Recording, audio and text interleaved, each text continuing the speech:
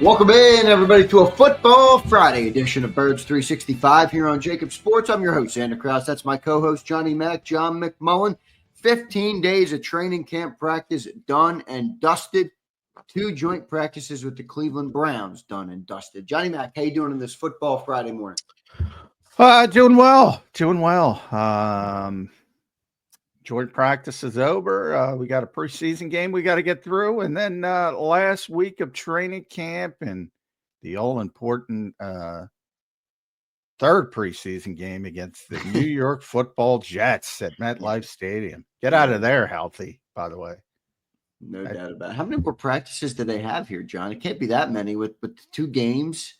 3 more in training camp, so it'll be Tuesday, Wednesday, Thursday. I have to double check that. When's the game? The game's on. You have to double check. I think it's next Friday, the final game. Yeah, then it might be. No, the game's this game's on Saturday, so they're all Sunday. Then it's Monday, Tuesday, Wednesday, and then walk through Thursday, and then walk the game through Friday. Thursday, game Friday. Yeah. So 3 more training camp practices, which is big because those are the only practices. Well, there's some spring practices, but that'll be Wednesday. Will be the last practice we get to see in its entirety, and then they go back to regular season mode, which we only get to watch the first few minutes of practice, individual stretching, and some individual drills. So you really can't get a feel for, and that's when they do all the subterfuge and start adding a little chocolate into the vanilla. You're not going to get butter pecan here, but maybe you'll get some more Neapolitan, the occasional. A Neapolitan sounds too much. That you got 3 different flavors in Neapolitan. I don't think that's what we're getting here, John. Well, they're all bland though. Yeah, still good though. I mean, vanilla is tremendous. I'd still rather have vanilla than anything else, but me too. It's very, very pedestrian. I think everybody would agree with that. Well, I guess it's the base, right? It's the base. It's almost everything starts from there, and you flavor the vanilla or you add something to the vanilla. I guess not chocolate, obviously, but I guess that's where the slogan comes from, is that vanilla is the base. Yeah. Certainly not the worst. No, I would argue it's the best, and that's what the Eagles were last season. So I'm not going to say I think people make way too much out of creativity and this and that and hook and ladders, and believe me, if the Eagles did that yesterday, there'd be so much excitement, and you're not going to win football games running hook and ladders week to week. So you got to be careful what you wish for. Yeah, no, I agree 100% with that. John, 15 days of practice down for this football team. How much has changed since the start of camp? We prepared for it all summer long, and now you come in, and I almost feel like, John, you got more questions than answers, specifically at the cornerback 2 spot. But everywhere else seems to be starting to take shape for the most part. But I thought we'd be a little further along in knowing some of those roles by this point. Is that fair to say? Where are you on that? Yeah, I mean, I said it pretty consistently this week is, things are expanding when they should be contracting. So that to me is not a positive sign at certain positions, edge rusher, corner, even safety, with trying to get Makuba back into it. Things are expanding, midway through the month of August, and they should be contracting, and you should have a good feel of who would take most of these jobs.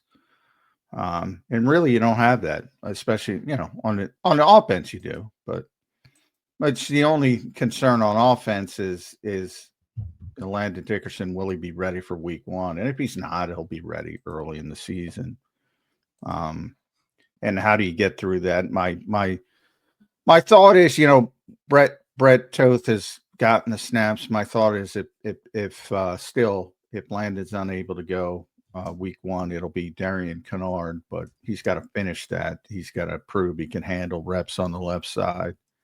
And we'll see how that shakes out. But that's all you're talking about on the offense. I mean, Tyler Steen's I put up worst kept secret in camp and all, a bunch of fans go, I knew he was going to be there. I'm not talking. I'm saying the Eagles won't name him the starter. That's what I'm talking about. Everybody knows he's the starter.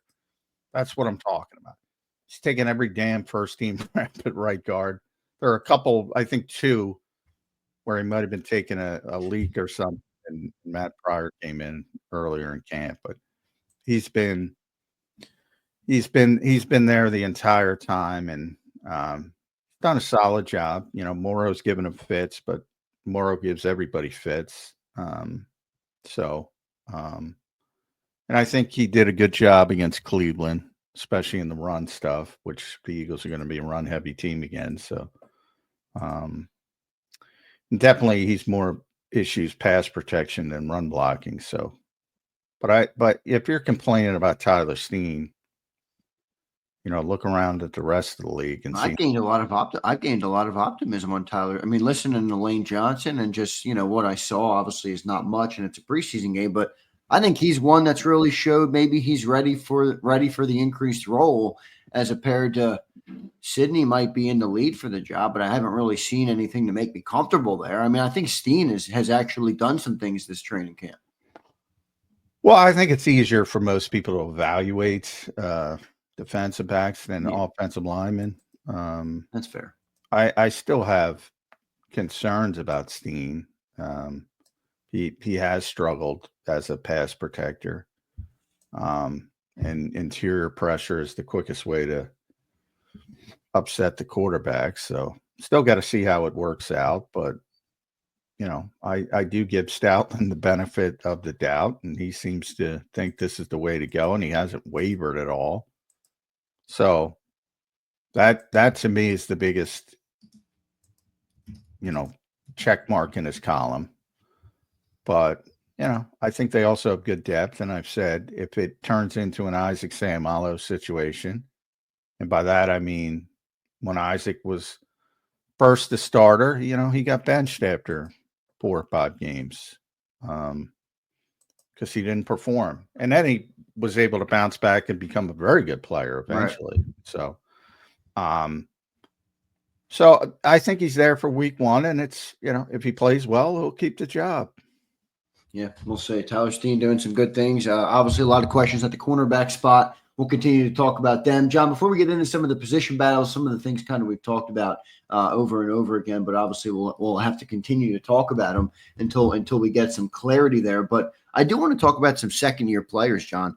The second-year players are going to make a big impact on this team this year. I'm looking at 4 starters in week 1 that are second-year players: Quinyon Mitchell, Cooper DeJean, Jalix Hunt, and Jeremiah Trotter Jr. You got also the additions of the wide receivers and Johnny Wilson and Anais Smith. Johnny Wilson's had a pretty nice training camp so far, but a lot of young guys, John, that are really going to be asked to play a bigger role this year. What have you seen from those second-year guys? Sometimes coming back for year 2, you can come back with more confidence and more swagger, or you can go into that famous sophomore slump that people call it. What are you seeing from those guys? Because we need a big addition from them this year. Yeah, so well, it's half and half. Certainly not worried about Quinyon and Cooper, even though Q finally proved he was a human being against Cleveland. Jerry Jeudy got him a couple times, but that's not that big of a deal. He's had a tremendous summer overall. And then you have the second half, the guys, the later picks, Jalix Hunt, 3rd rounder, Jeremiah Trotter, day 3 pick. I've been very impressed with how steady Trotter is from day to day. Right. And he's been sort of the anchor with Zach Bond being out. And I think he's handled it well. So I see positives. A little concerned about Jalix, just a weird goings on over the past couple of days where they've given him reps on the left side as the backup to Nolan Smith, and all of a sudden Uche and Ojulari and Obo are rotating at right end. So kind of want to see what's up with that. Maybe it's just cross training. I think it's just cross training, but you would think you would want to see Jalix Hunt against the Browns' first teamers. I would think 100%. I mean, he sat out the first preseason game, which was a clear sign of, okay, this is the guy we're relying on as much as we originally thought they were. Yeah, and that's another part of it. Like if he's a deference guy in week 1, why isn't he getting first team reps against Cleveland? It's very strange. So did he get any first team reps versus the Browns this week? Not yesterday. Again, I flipped. All right, you flipped. You saw offense. Yeah. You watched offense. And I'll check with a couple guys. Not yesterday. He didn't get any. Yeah, I don't see the meaning of that or the value of that. And it was a shorter practice, so you didn't have as many reps. But yeah, I only saw him on the left side, so that's a little bit strange to me. But everybody keeps talking him up, and he's one of those guys. I would say, Morrow's the clear leader in the compliment parade. And then I would say Jalix would be number 2. But AJ convinced me Kaylee was going to be a good player. How'd that work out? Yeah, right. Well, it's not working out yet, but maybe it eventually does work out. But teammates are going to generally talk up especially in public, are going to talk up their teammates. So you do have to take a little bit of grain of salt with all that positive talk. It's good. Trotter, I agree with you. Trotter has come in. John's had a pretty steady camp. You mentioned that, but it's tougher for him because I don't know. There's an old adage of if you play good enough, you stay on the field. They won't take you off the field. I don't know if that's the case with Trotter. It doesn't matter how good he plays, right? They're gonna when someone else is ready, they're probably gonna go to Jahad Campbell or Nakobe Dean or whoever it might be. I mean, at least that's what it feels like to me. So he's only a second-year player, but what do you think of that Trotter spot? And could he be a guy that earns more playing time than expected coming into the year? Yeah, well, I think he's going to be a week 1 starter. Not 100% because, again, they drafted Jihad where they drafted him for a reason. But he certainly, in my estimation, earned it. As I mentioned, he's been running the defense with Zach Bond missing most of camp. Doesn't seem overwhelmed. Doesn't make a lot of mistakes. Very, very TJ Edwards-ish. I think there's just a good football player, but people are going to pick it. Maybe he's not the best athlete out there compared to certainly Campbell. But I think he's done a good job. And you have time to wait for Campbell. You have time to work him in as a sub package player. To me, if and it's a big if Nakobe Dean gets back whenever he gets back, that's the real test because Vic loves Nakobe. But to me, that's more health related because if he's healthy, but that's an injury where somebody had just talked about somebody else who tore his patellar tendon on the Chargers, and they tweeted out. I retweeted this the other day. I'd never seen the study. Guys who have that injury return 55% of the time. That ain't 55% of the time. Terrible. Yeah.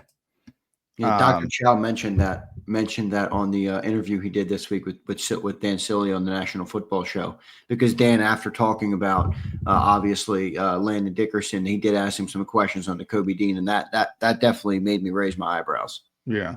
So, and incrementally, that study was done over like a 30-year period.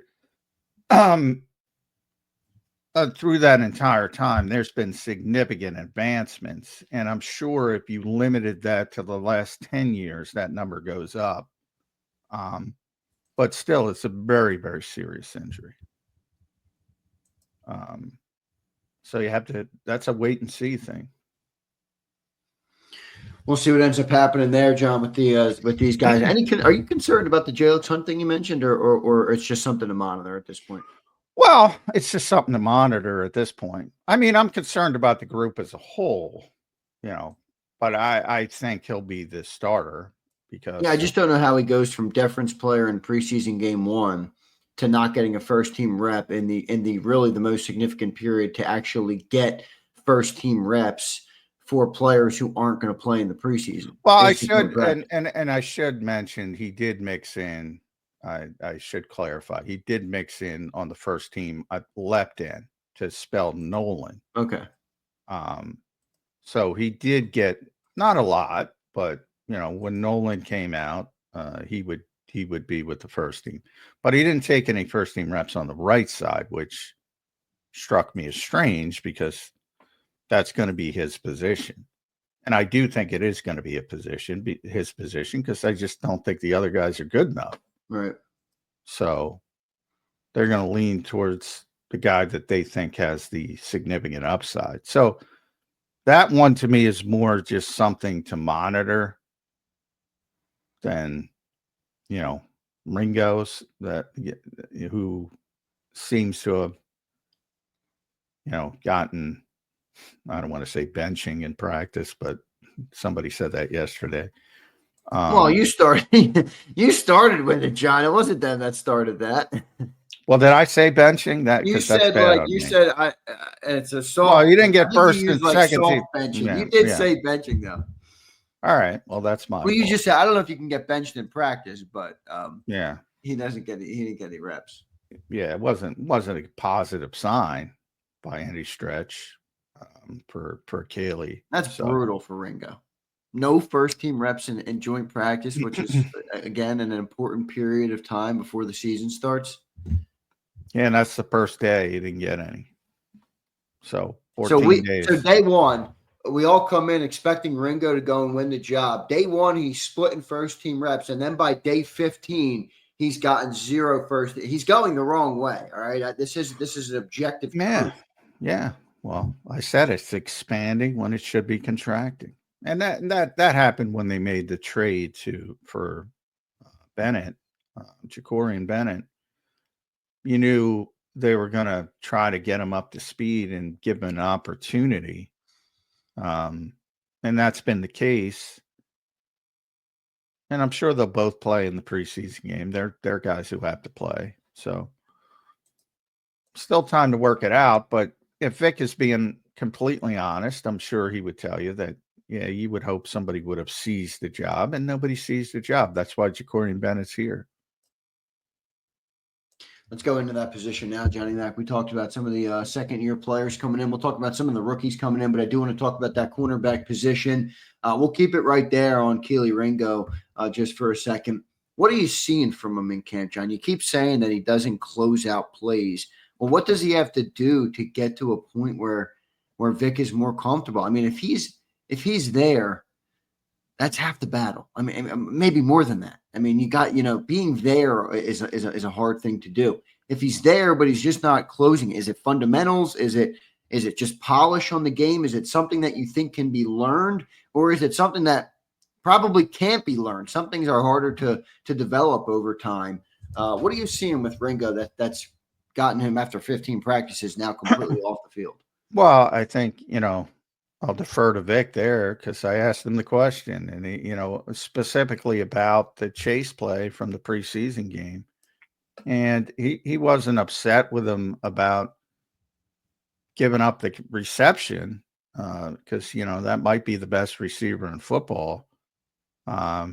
He was upset that he didn't tackle him and understand and realize where he was on the field and who he was playing against. So situational awareness, which I'm sure, he's told and hammered time and time, because all this team does is practice situations. So you're kind of hammered with that stuff. And if you don't do it, and he said, those are all things you got to process and factor in a millisecond. It ain't, shit happens fast out there, especially when it's Jamar Chase. But, you have to almost be in the mindset of, all right, this is who I'm playing against. He's up, you use the sideline as leverage. and all that kind of stuff you got to process right away. And he didn't do it. And that was sort of, and he said, I expect him to learn from that. And he got beat in practice with a very similar play.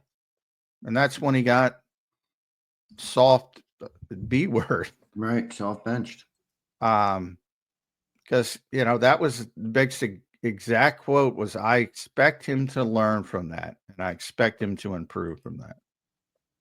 And if you're making the same mistakes over and over again, that's the easiest way to lose confidence from Vic.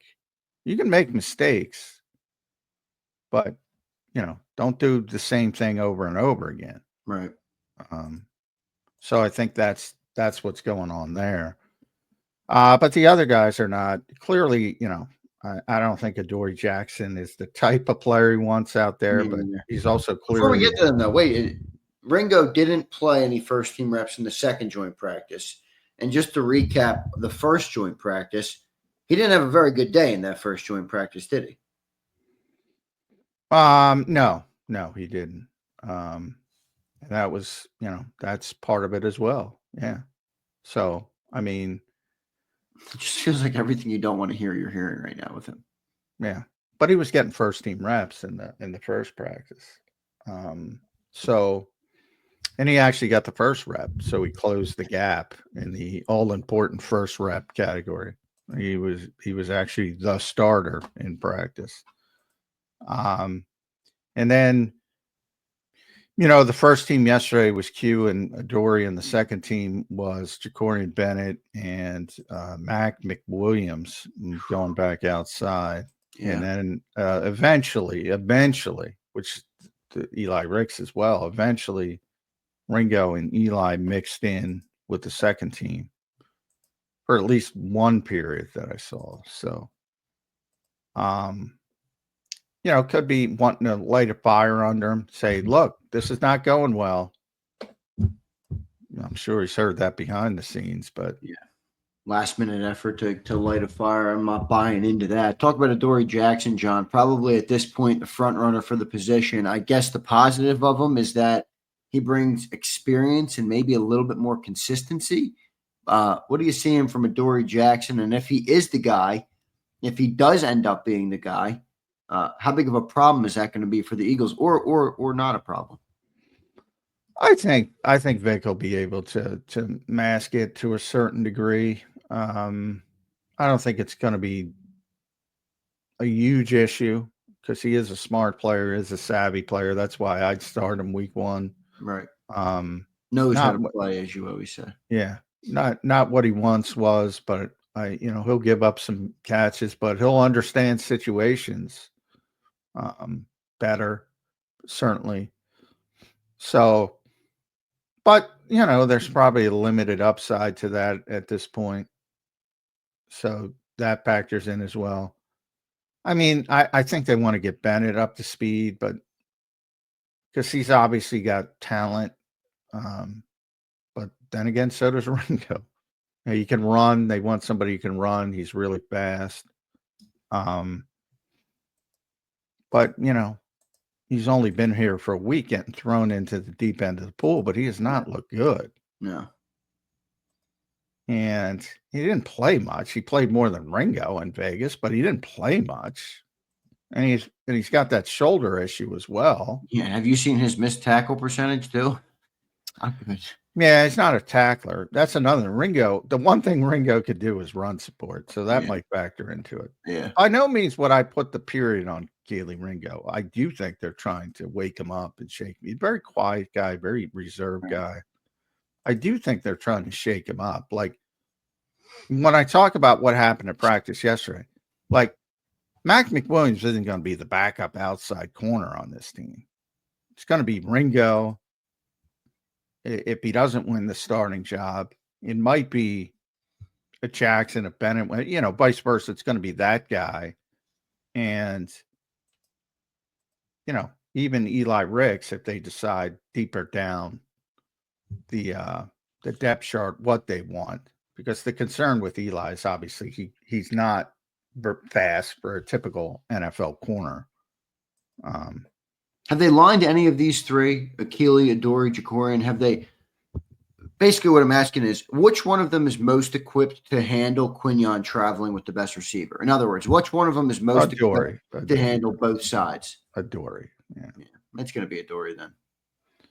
Yeah. Well, I don't think they're going to travel as much as people think. But Adoree's better equipped because he knows how to play. Right. He's not going to get discombobulated. But I don't think they're going to travel nearly as much. They've traveled quite a bit in practice. But again, Christian Parker, I explained this for people that listened a couple days ago.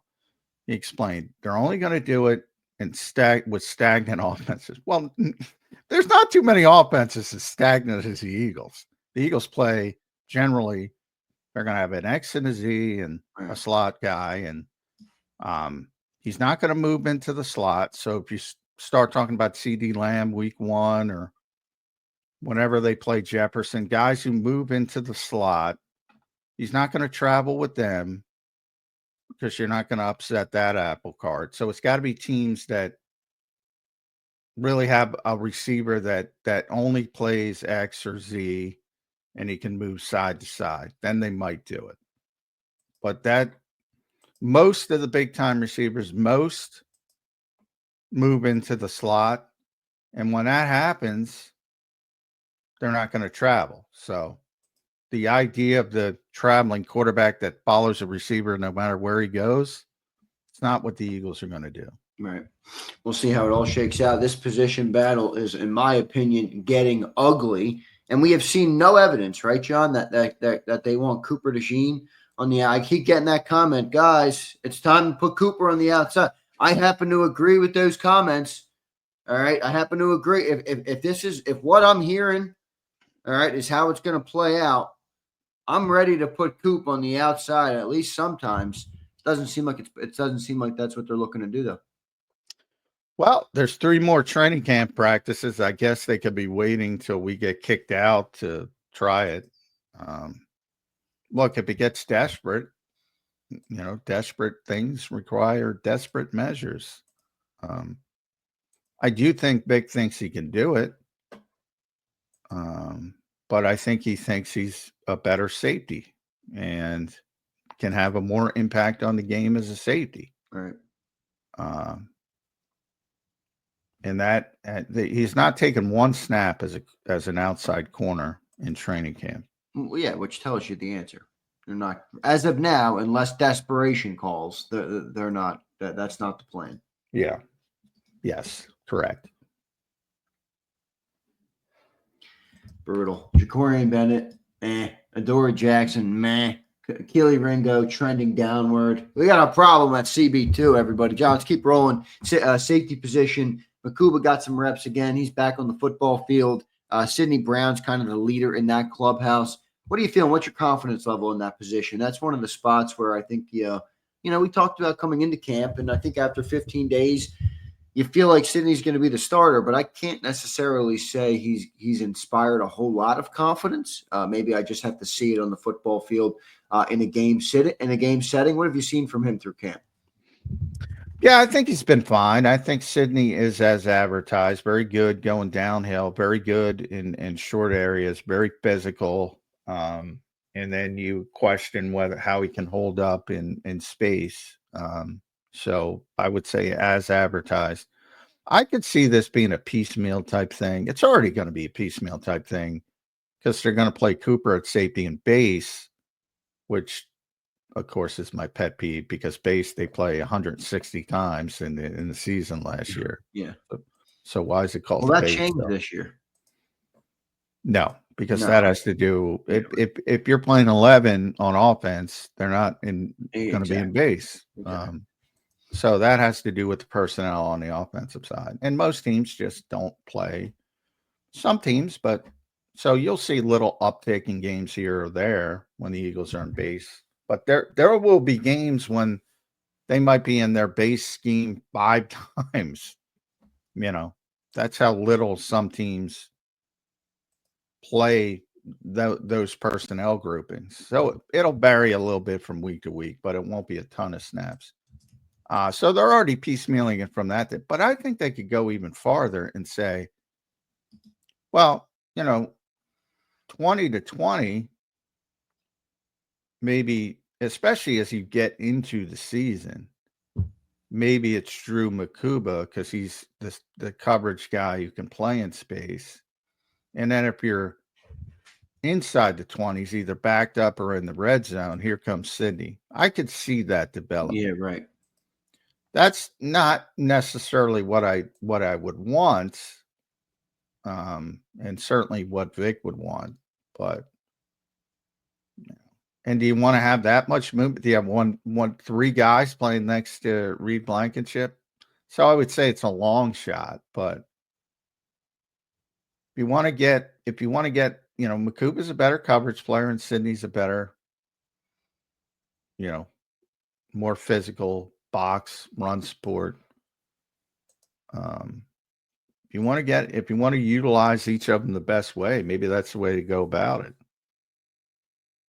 Going to have some interesting tests early, man. I think if I'm not mistaken, John, Rams run 11 personnel, maybe more than any team in the league. They're always in 11. Yeah, always. I mean, they're like I think almost 90% maybe in 11. But I'd have to look up what the state is on that. But I know they run a lot of 11 personnel. They got some tough tests earlier in the year, man. These guys are going to be put in sink or swim situations. It's going to be very interesting to see how they prevail or how they manage being thrown into the fire, for lack of a better term. But we will see what happens with those guys. John, you talked about the edge rushing room a little bit to start the show today. We talked about Jalix Hunt. I think he's making progress, or we thought at least he was. Early in camp, he was talked about having a pretty good camp. Yesterday, a little bit of an interesting report there. But what are you seeing from Uche, Ojulari, and all the secondary guys? How many edge rushers do you think they're going to end up keeping? And who is going to get consistent playing time this year? It doesn't look like that is set in stone either. No, I think for Obo to make the roster, he's got to be one of the top four. So I think he's kind of fighting with Uche and Ojulari. And, again, there's going to be two players that how he uses the IR to manipulate the roster. And it's going to be with two veteran players. And Obo might be one of those players who was like, all right, we're going to start you on the practice squad. If we need you, we're going to elevate you on game day. And when they use up the 3 elevations, they'll put them on the roster. And by that point, usually somebody's got a sprained ankle. It becomes easier. So I think he's fighting for but he's got to be in the top 4 to make the initial 53. Powell Ryland hasn't done much, but I think they might keep him around. Just as Howie's MO doesn't want to expose him to waivers where he can make a backroom deal with Obo. So look at it from that perspective. Who doesn't have to go through waivers. Patrick Johnson as well could be in that category. Patrick's boy, he's valuable, but I don't know unless you keep 6. I don't know how he can make the roster. Same thing that happened last year, because he's not. It's nice as your 5th or 6th edge rusher, but his main impact will be on special teams, and can even back up as an all-ball linebacker. So it'd be all this versatility. You would think it would help him, but I just think the numbers game is too difficult. Ojulari and Uche is like, I think they're going to keep them both, but not excited by that. No, it doesn't seem like they are either.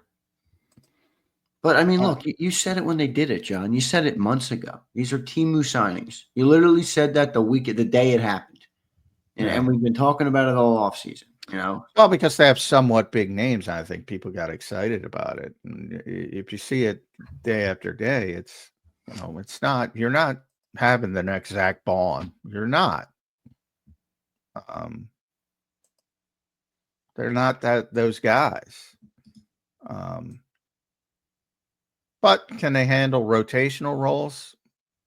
Maybe one can, maybe one can't. But yeah, lots in the bucket of Nolan Smith and Jalix Hunt. I mean, a lot. So I was thinking about this way. Of all the defensive players they've lost, all right, where's it going the worst? Well, to me, Slay. That's Right. the worst. Yep. Then Sweat. Do you throw Isaiah into that? And Isaiah Rodgers into that? Because he played Well, so well I'm with not, Clay as well. simply because that's the same position and it's sort of layered. So you can put those two names together, Slay, Yeah. because Okay. they're Because Clay did miss some pretty significant snaps, and Isaiah was really good in his absence. yeah. And so, but all those are the same guys. So Right. it's Bennett, Jackson, Ringo. So that's not. So if you want to put them together, as cornerback in that case, not so worried about, Q was taking over the CB1 role that Slay had. That's fine. But then you're talking about, if you want to look at it that way, you're talking about replacing Q as the Yeah, right. It's CB2. I get what you're saying. Yeah. Yeah. And Isaiah. So that's number one to me. And Josh is number 2. CJ's number 3. N'Kobe's number 4. And then Milton's number 5, which is crazy because Yeah, Milton it had the is. best year. Has that changed for you? That's definitely changed for you. No, it hasn't changed. No? No, because I've said pretty consistently, just the only pushback I had to you was I think Mora is going to be a good player, but I just think people are expecting, Right. insane levels of production. I think he's just going to make that next step of being a really good player. And I've always had the most confidence of him, of that group, from day one. Maybe Ringo. I had, because of the AJ stuff, which I've been wrong. So he was in the mix with Ringo. I think those were the 2 guys that I thought potentially would step forward and have good seasons. And then I'm much more concerned with Jalix than most people. Trotter has calmed me down a little bit at linebacker, and safety. Yeah, safety's still a big concern as well. Not in the base, but they only play that 160, 170 times last year. Yeah. All right. So Sweat, obviously number 2 on that list. I agree with your list. I think your list is spot on. We'll see. We will see. We will see, Johnny Mac. John Fields. Look, I got a lot of confidence in this football team. I remain very optimistic that they have a lot of great players that will help this team be better than most. This feels like a lot of holes right now. For this team, and when you go back and look to repeat, you're gonna have to make up for some of this. So we'll see what they're able to do. Let's get to our first commercial break. I want to thank everybody for being here this morning. All right, Kimberly checks in with a super chat. Appreciate all the super chats. In hour number 2, we'll take a bunch of chats. So if you guys have any questions for John, have any things you want to talk about through the first 15 days, drop them in the chat below. Kimberly says Vic runs a very cerebral defense. Not all will fit. Absolutely. Yeah, I mean, his defense is pretty advanced in the modern NFL. So this is one of the tougher defenses. Maybe you could argue Flores is a little bit tougher, but that's about it. And that's only because he does some really wacky shit. But yeah, it's very complicated. And that's why you see why all the copycats, and Vic has had more copycats than anybody else. And you don't have to go too far back with Sean Desai. Playing the same scheme. It didn't look like the same scheme, but they're playing the same scheme. So there's a lot of teaching, a lot of responsibility, especially on the back 7. The front doesn't change much, to be honest. They play more odd man fronts. Lane was talking about this. So it was good to get, from his perspective, it was good to get Jim in, who plays, more 4-man fronts, wide 9 type looks, which makes it easier for the offensive line to get their angles and surface blocks than Vic's does. And that's the whole reason why Vic does it, to try to limit those offensive line angles. But front play doesn't change much. You know, you're playing nose, 1 technique, 2 technique, 3, 4, 4-eye, 7, 9. That doesn't change from team to team. But the back 7, they got a lot of communication to deal with. And that's why you see so many blown coverages in this defense. And what was the most impressive part about last season? Very few. Right. John, do you think there's any unexpected moves that could come on the defense, like moving certain players at different spots? Like, for example, maybe McWilliams can play the slot. You put Cooper at safety, and then, well, no, that wouldn't work unless the other one of the corners wins. But could Makuba play the slot? Is Ringo out of? I get a lot of comments that Ringo's out of position. They think he's a safety. I don't know if they're right. I mean, I don't know what. Well, that's all about his size and right, his size. Yeah, and he can run. I mean, what about Makuba in the slot, though? I can kind of see that. Yeah, I mean, he played the slot at Clemson before he went to Texas. But you know that he, as a young guy, and I just talked about one of the big differences between college though and pros is, and the biggest thing about slot play and the pros is the run fits. I don't think he projects well there. Certainly early. Like if you see Cooper, how physical Cooper is in those run fits, and Vic also likes to run blitz the slot more than people don't think about run blitzes that much, but he likes to run blitz from the slot if he's got that type of player, and he did with Cooper. I don't think Makuba projects there early in his career, at least, until he gets a little bit stronger. Yeah, we'll see. A lot of holes to fill right now for this Philadelphia Eagles defense, and we don't have much time to do it. Only 3 training camp practices left, 2 preseason games left, and then we're right there at the start of the season. Dirty Air, member for 11 months. Thank you, brother, for being a member. He says, put Darius Cooper at CB2. Yeah, I know, right? Like, good Lord. Yeah, well, yeah. Darius has been a good story. And he is legitimately pushing for a roster spot. So, but yeah, he's not going to play. He's a little too short and stocky to play corner. Yeah, no, I think he was just messing. But I hope Cooper makes the team. I think he's a good guy to keep around, man. I think John Dotson's done after this year. You know what I mean? So I'm not saying he's most likely. But I think you want to keep guys around that could play that role, you know, if they're not going to draft somebody next year. Yeah, well, they'll try to get him. I think he's a guy who I think will get through waivers. So he'll be here. It's just a matter of, you know, will he be on the initial 53 or will he be on the practice squad? Because remember, a lot of people get concerned about waivers, you know. Other teams have been working with their own young players for the spring and summer. They don't want to bring in somebody that they don't know on the back end of the roster who they haven't worked with and waste a roster spot. So that's why waivers tend to get way overblown. You know, the best team in the Eagles might be in the conversation, but they might lose 2-3 players. Might not. But that's one of those overblown things every year. Yeah. Good stuff, Johnny Mac. Appreciate everybody for being here this morning. Don't forget to hit that like button. We'll take our first commercial break. We'll come back, continue to kick around where this football team is right now after 15 days of training camp and kind of look forward. We got the preseason game tomorrow. It's tomorrow at 1 o'clock Eastern or 1 p.m. Eastern time. So we'll cover that a little bit. Get ready for that game. Stay tuned, everybody. We'll be right back on Birds 365.